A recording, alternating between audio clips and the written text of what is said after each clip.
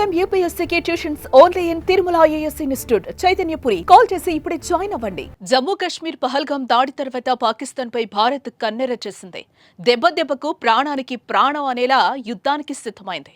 ఇప్పటికే భారత్ లో ఉన్న పాకిస్తానీ పౌరులను వెళ్లిపోవాలని ఆదేశాలు జారీ చేసిన నేపథ్యంలో ఇక యుద్ధం తప్పదంటూ సంకేతం ఇవ్వకనే ఇచ్చింది భారత్.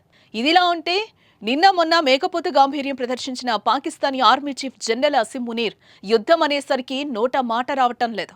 భారత్తో యుద్ధం అంటే కొరివితో తలగొక్కోవడం అనేది పాక్ ఆర్మీ చీఫ్ కు తెలిసినంతగా మరెవరికీ తెలియదేమో. అందుకే భారత్తో యుద్ధ మేఘాలు కమ్ముకున్న వేళ కుటుంబాన్ని విదేశాలకు దాటించేశారు పాక్ ఆర్మీ చీఫ్.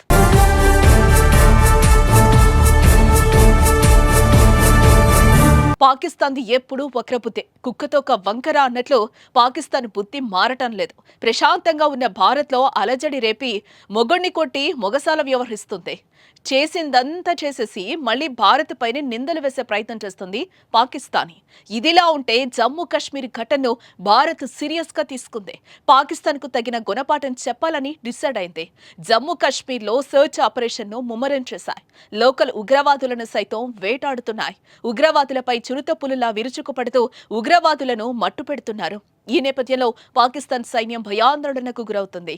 ఎంతలా అంటే ఆ దేశ army chief general Asim Munir కుటుంబంతో సహా చాలా మంది ఆర్మీ అధికారులు తమ కుటుంబాలను విదేశాలకు పంపారంటే అర్థం చేసుకోవచ్చు భారత్ దమ్ము. ఓ దేశానికి సైనిక చీఫ్ గా ఉండి దేశం కష్టకాలంలో ఉన్నప్పుడు తన ప్రాణాన్ని పణంగా పెట్టి దేశ పౌరులను కాపాడాల్సిన వ్యక్తి భయంతో ప్రాణం మీద ఆశతో కుటుంబాలను విదేశాలకు తరలించినప్పుడే భారత్ చేతిలోనే కాదు పాక్ పౌరుల దృష్టిలో కూడా పాక్ చీఫ్ ఓడిపోయాడు.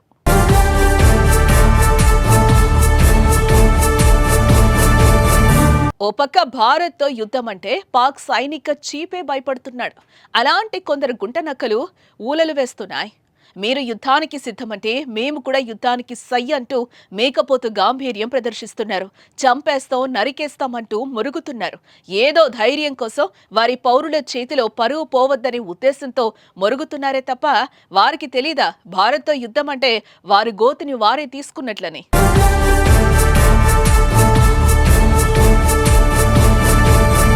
ఇదిలా ఉంటే ఇక యుద్ధమే అని భారత్ అల్టిమేటం ఇచ్చిన దగ్గర నుంచి Pakistani army chief general Asim Munir ఎక్కడా కనిపించడం లేదు. నిజానికి పాకిస్తాన్లో ప్రధాని కంటే మునీర్కే డిమాండ్లు ఎక్కువ ఉంటాయనేది అందరికీ తెలిసిందే. ఓ దేశం యుద్ధంపై సైనిక చీఫ్ వ్యూహాలు రచించాల్సి వస్తుంది. శత్రువు దేశాన్ని ఎలా ఎదుర్కోవాలి, యుద్ధం అనంతరం ఎదురయ్యే సమస్యలపై ముందే పసిగట్టగలగాలి. కానీ యుద్ధం పేరెత్తగానే సైనిక నాయకుడే వెనకడుగు వేస్తున్నాడంటే వీళ్ళ భారత్ యుద్ధం చేసేది అంటూ పలు దేశ అధినేతలు నవ్విపోతున్నారు.